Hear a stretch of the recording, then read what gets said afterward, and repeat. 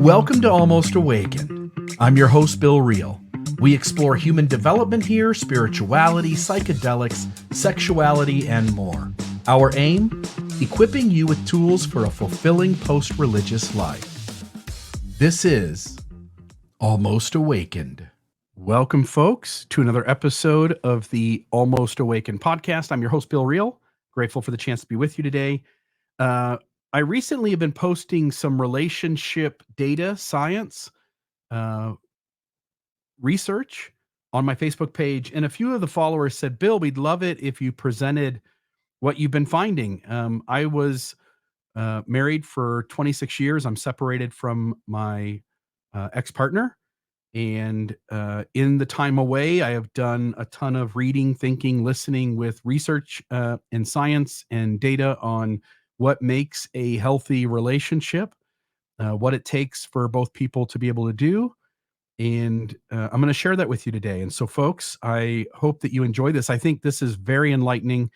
I think there's something here for everybody in order to try to create a happier, more successful, more fulfilling relationship with a partner. If you're looking for a long-term relationship, if you're in one, there's something here for everybody. So with that, let's jump into it.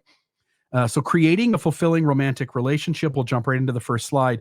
The first thing, what are the most important factors for compatibility? And often what you hear is, hey, we both like bowling, or hey, we both play pickleball, or we both ride bikes. And really, that's not it. The experts say that is the cherry on top if you find a person that you are compatible with in the ways that are important.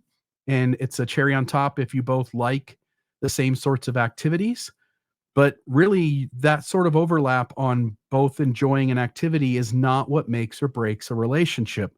And the first thing that does make or break a relationship is where you fall on the 5 big character traits. And I'll just go to the next slide here and show you. The 5 character traits we're going to talk about are neuroticism, introvert versus extrovert, so extroversion, openness, whether you have a high or low degree of openness, agreeableness, and conscientiousness. Now, when it comes to neuroticism, what they're speaking of here is the anxiety that you feel, the proneness you have to depression, the high level of emotional reactions that you have. You operate feeling a lot of shame in your world. So those are people with high neuroticism. Low neuroticism is a sense of fearlessness or shamelessness.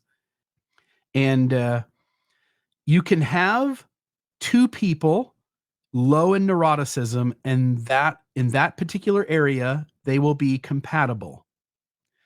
A person low in neuroticism will also be at least moderately compatible with someone who has some degree of higher neuroticism.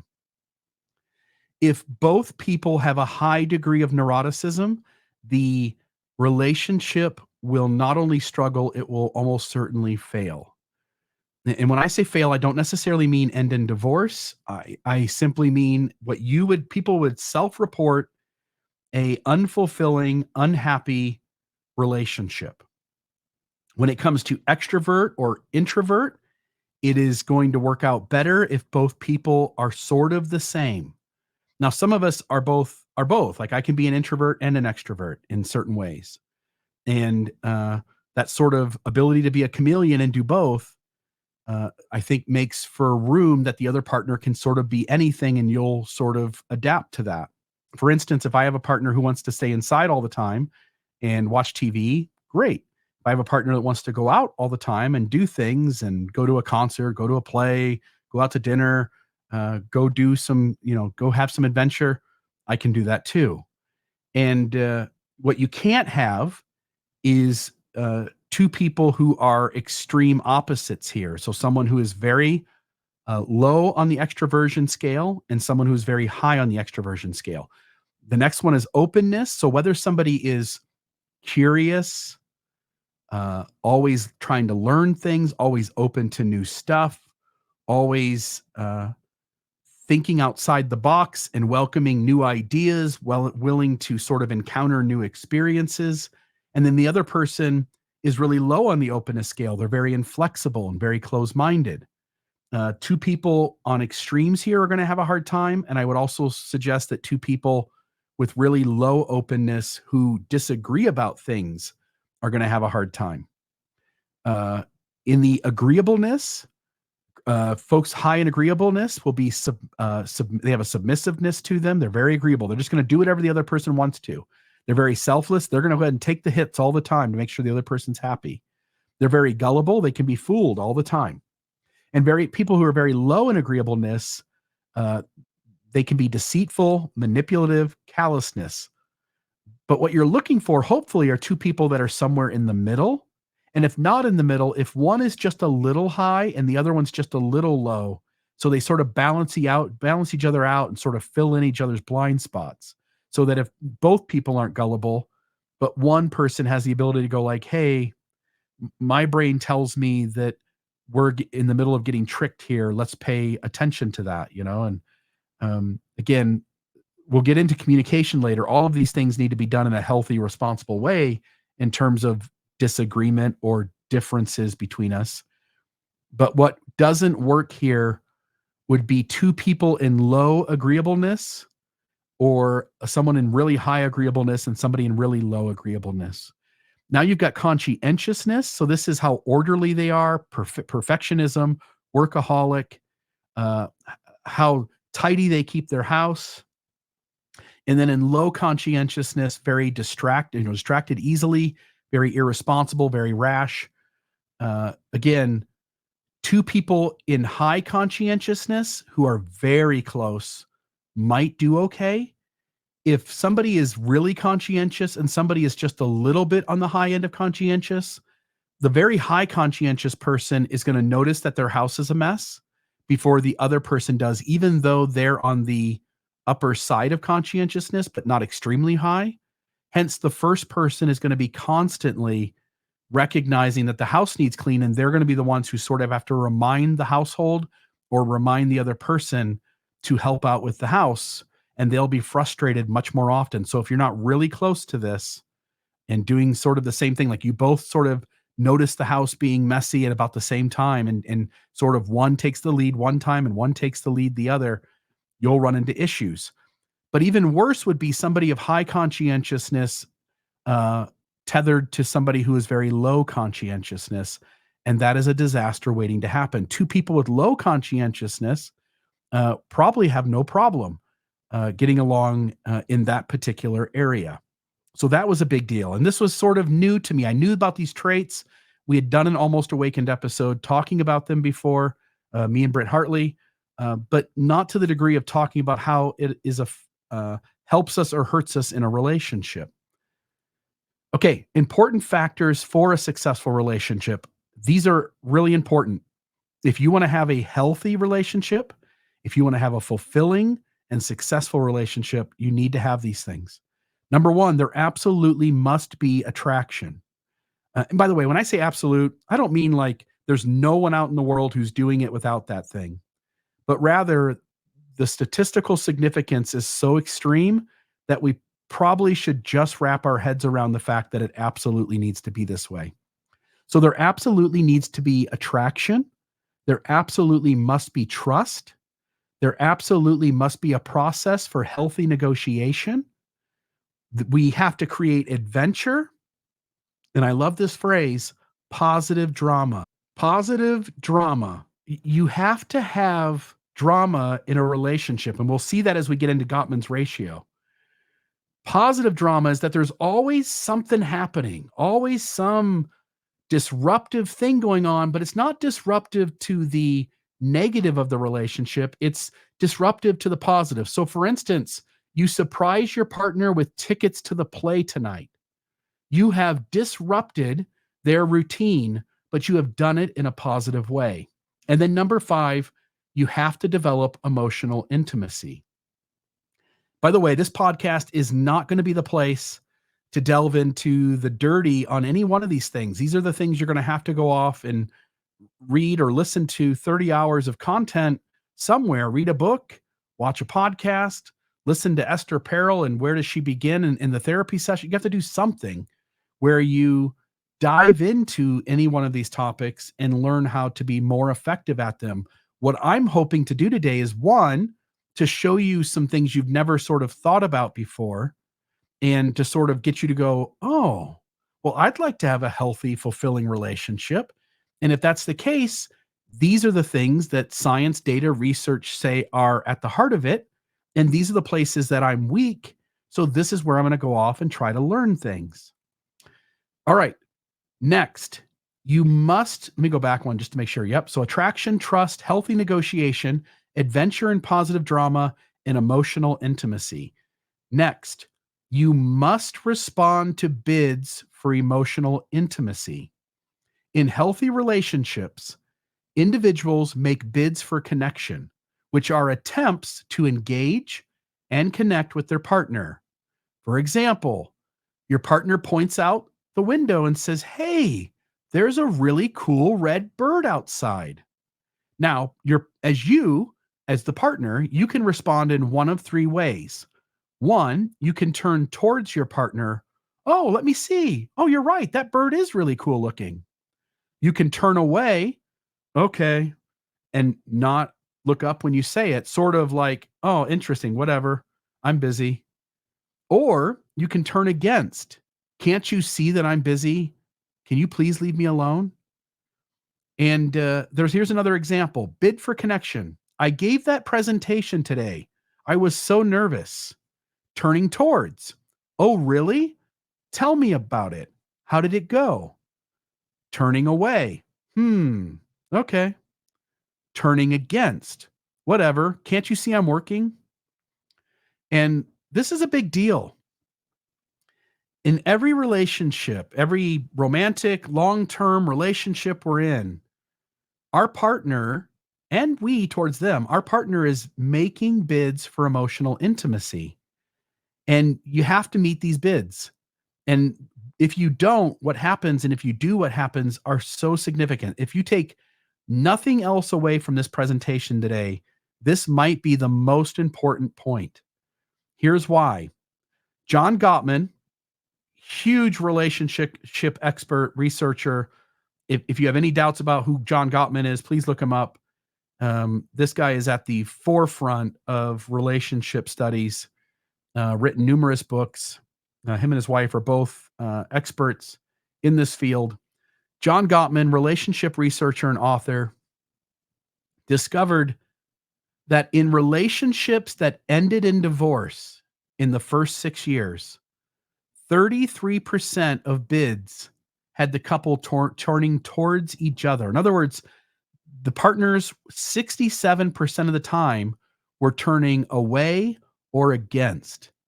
In relationships where the couple stayed together, 86% of the bids had the couple turning towards each other.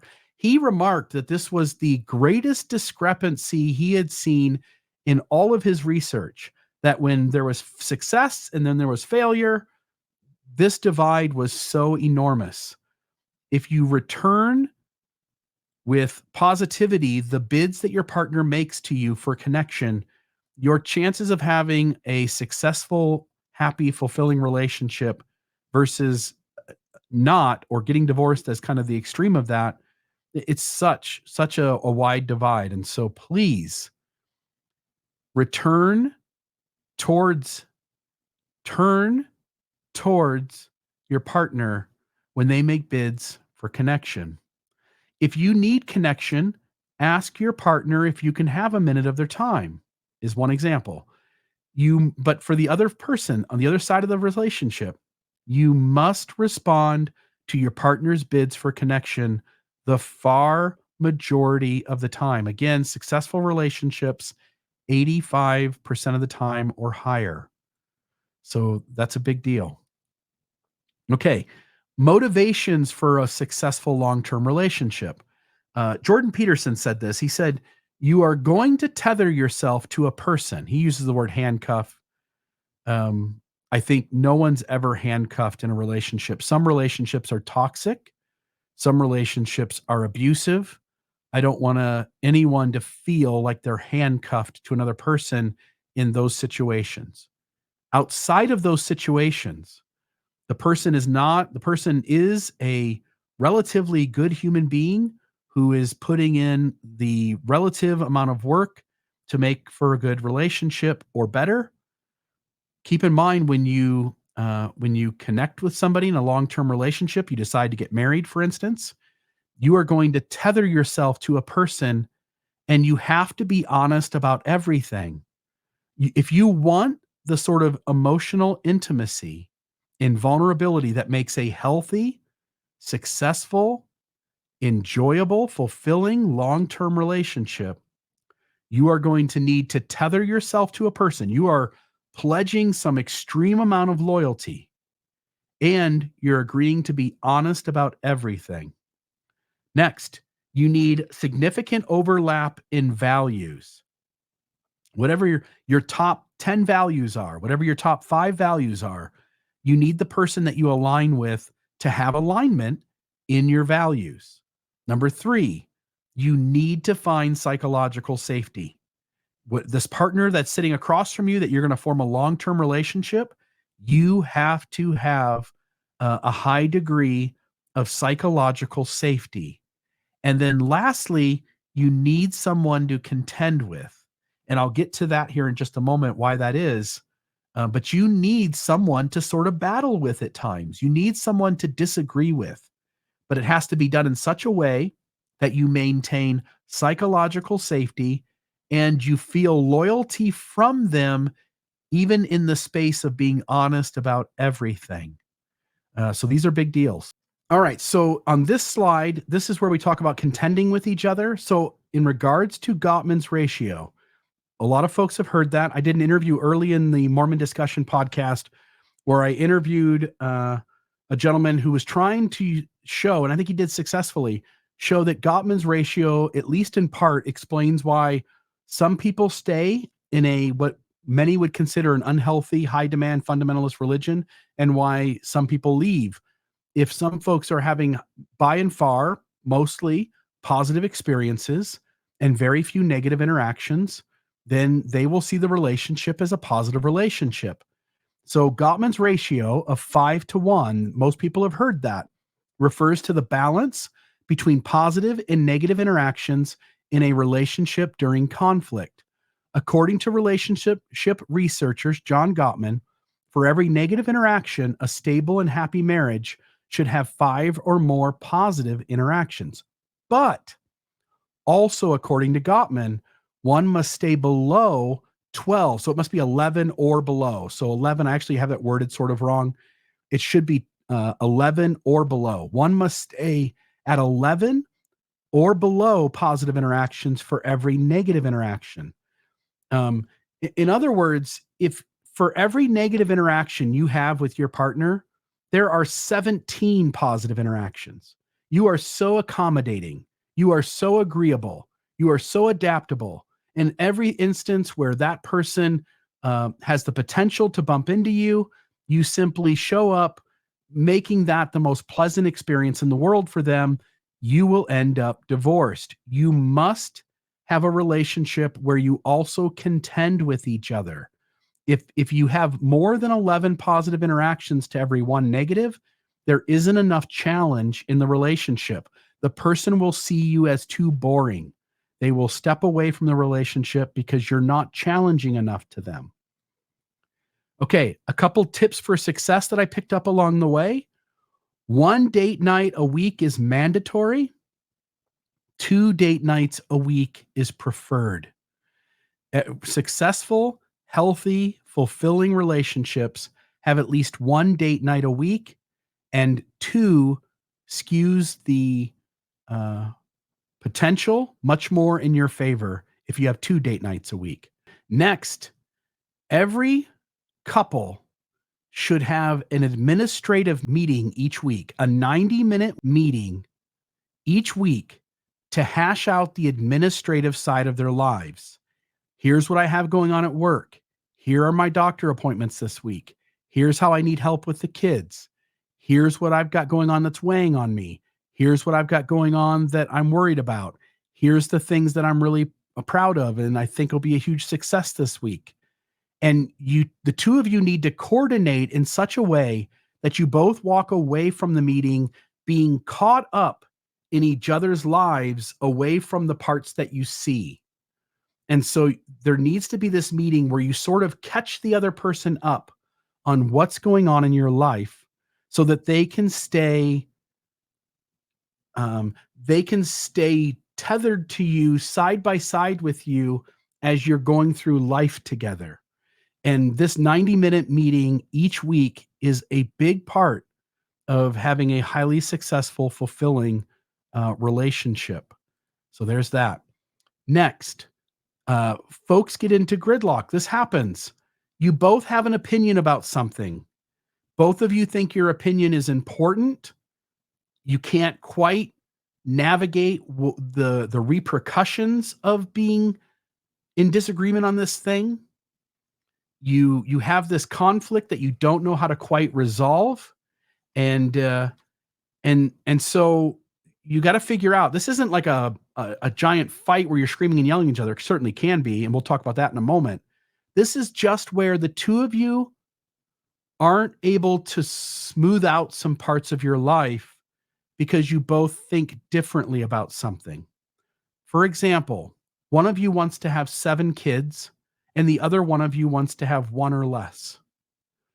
One of you wants your sexuality to look like this. The other one wants your sexuality to look like that. There are these ways in which you come to a relationship and you're going to be different than the other person. They're a hardline Republican, you're a hardline Democrat. And you find that you end up, because of that difference, you end up in gridlock over certain parts of your life. So how do you deal with gridlock? Well, you sit down and you set some time aside and you have this conversation. Number 1, you're going to talk to each other. What are your beliefs, values, and ethics around your position on this issue? Again, this isn't that you have different football teams and it doesn't really affect anything. This is when it is causing gridlock in your relationship. So number 1, what are your beliefs, values, and ethics around your position on this issue? You're going to ask each other that. You're going to make notes. You're going to get a notepad out and you're going to write these things down. You want to keep this whole conversation coherent and on your mind. So number 2, you're going to ask each other, do you have some background or childhood history that relates to your position on this issue? Give each other a chance to answer that. Make down notes. Don't interrupt. Don't try to win them to your side. This is purely you trying to understand where they're coming from and to get below the words and to get to feelings and experience, so that you can understand why they feel the way they do and why this is important to them.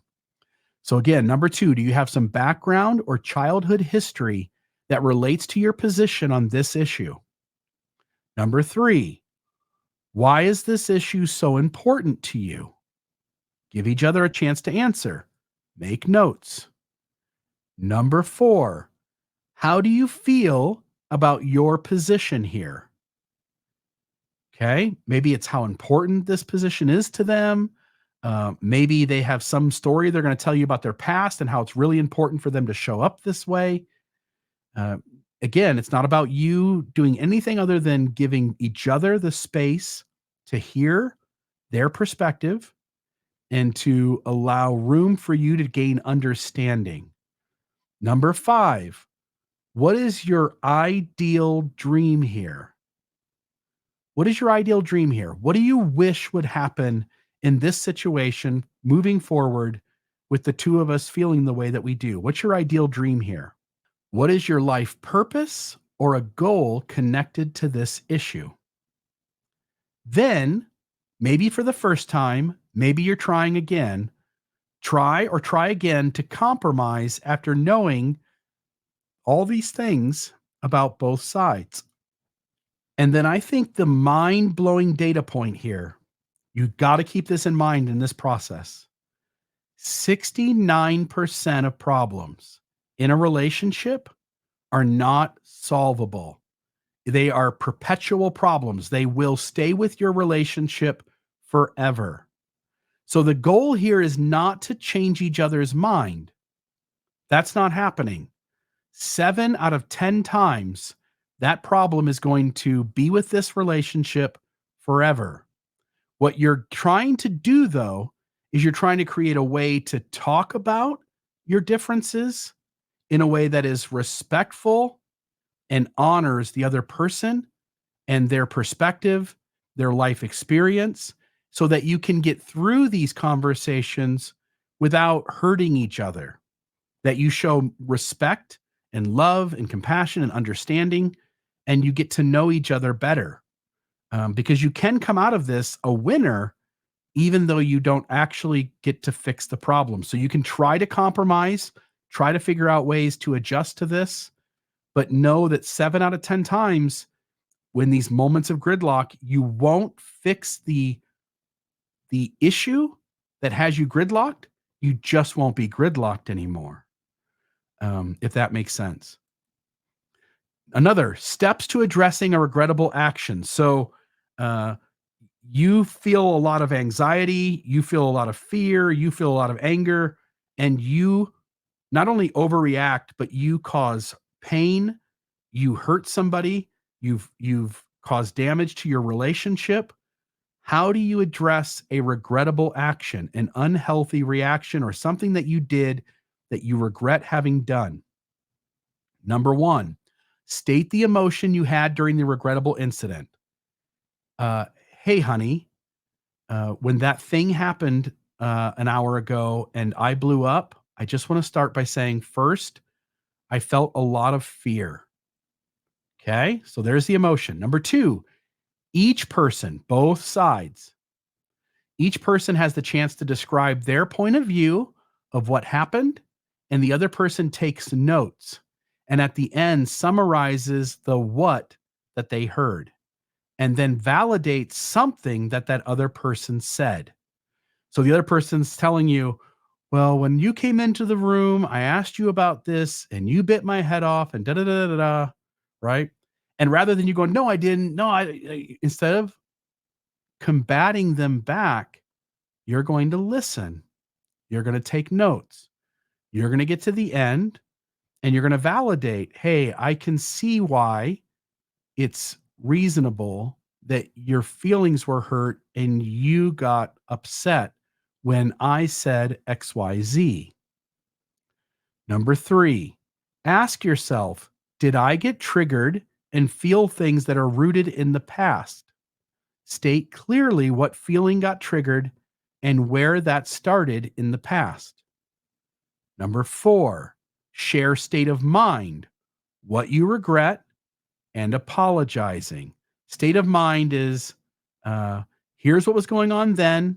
I can see now in my state of mind currently that I was out of line.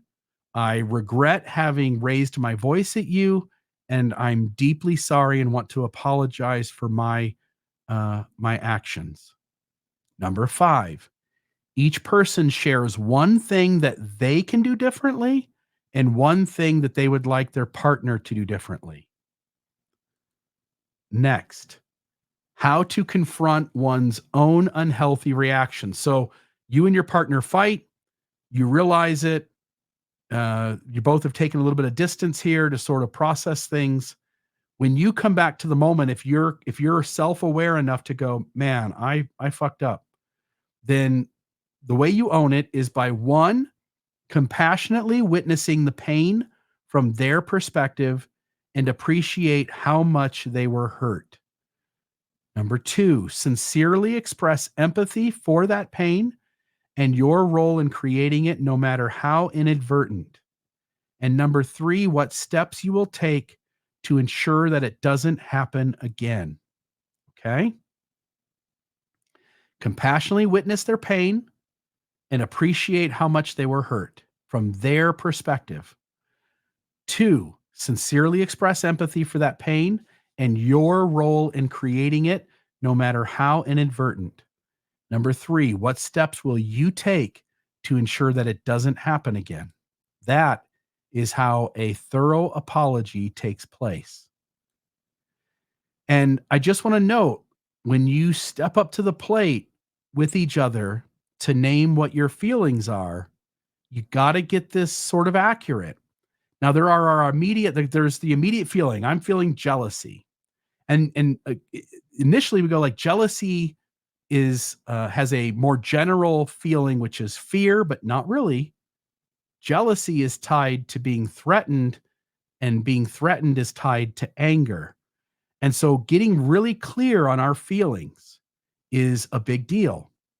And so you can start with, am I feeling anger, disgust, sadness, happy, surprise, or fear?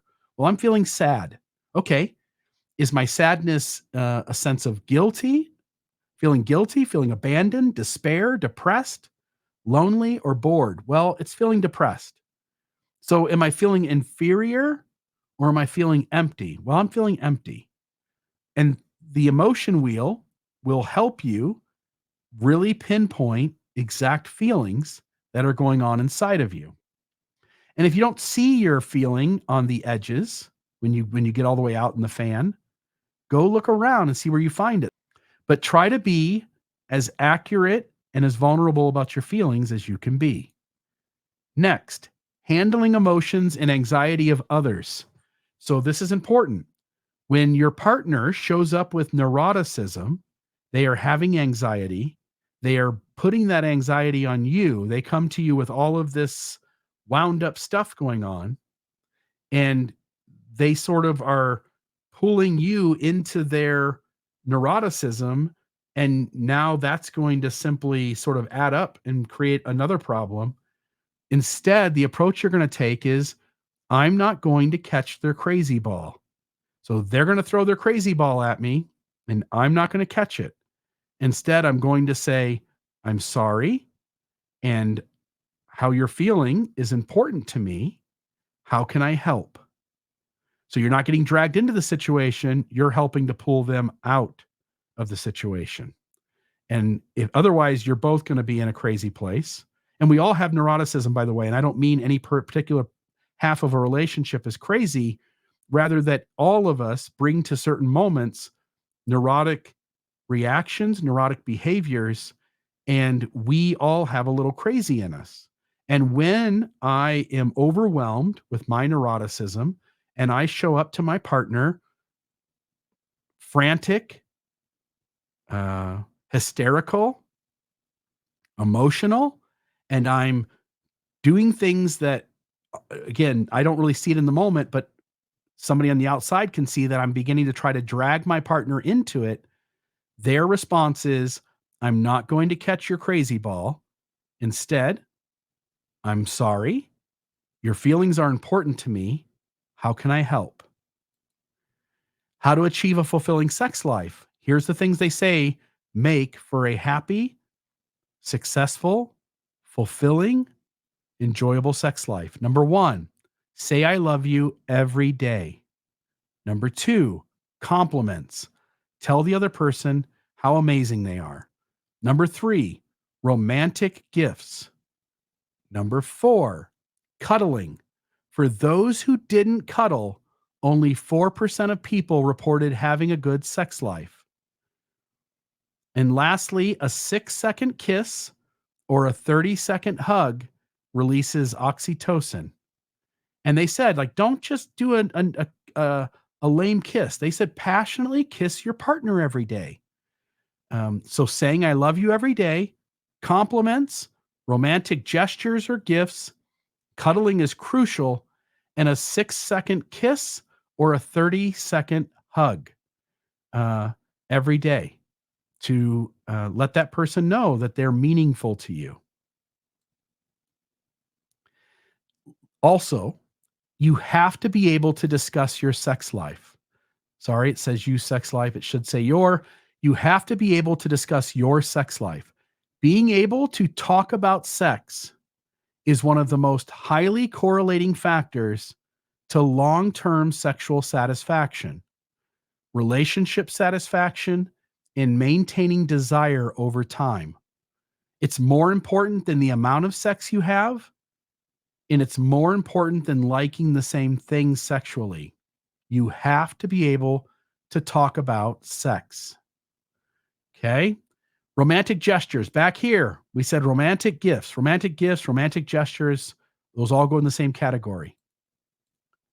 Romantic gestures, concert tickets, weekend road trip, help them with their bucket list, throw a surprise party, set up a scavenger hunt, buy them something they want, get them an engraved gift, go take a spa day or get them a spa day. Like take the two of you on a couples massage or pay for them to go have a day at the spa.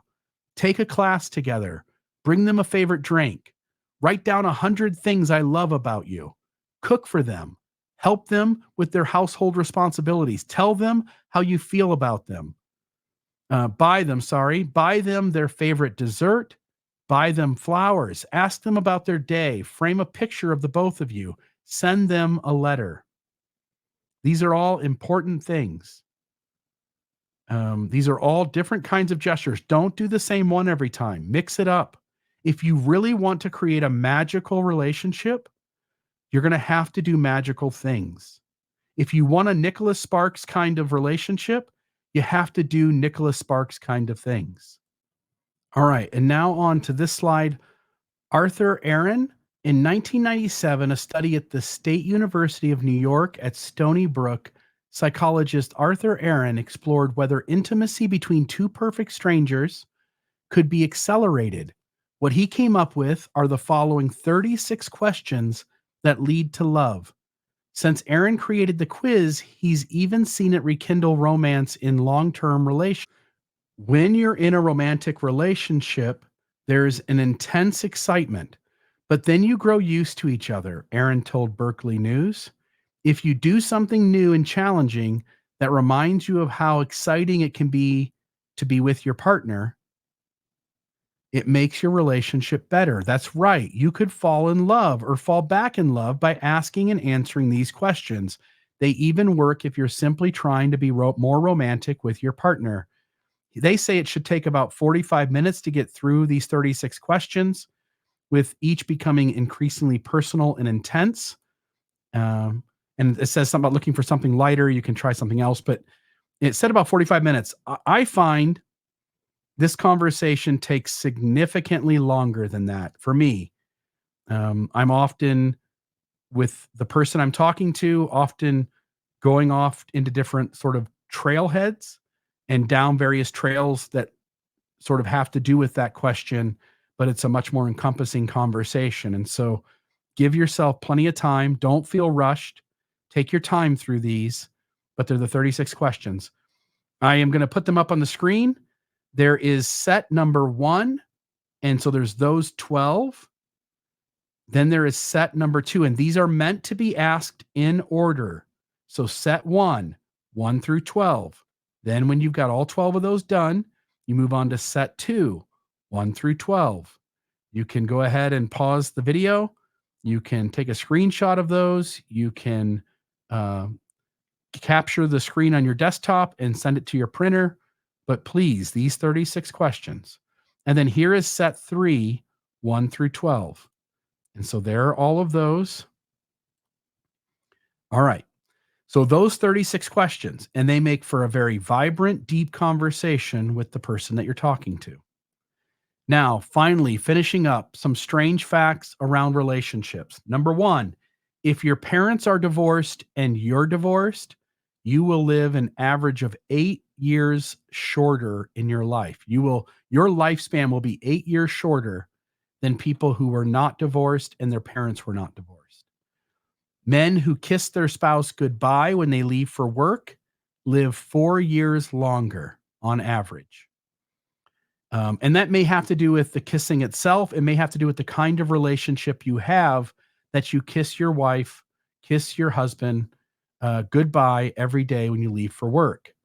And then lastly, just a reiteration, 69% of problems in a relationship are not solvable. They are perpetual problems. And with that, folks, we have met the end of this episode of Almost Awakened and what I've learned in the last 2 months about relationships. Have a great day.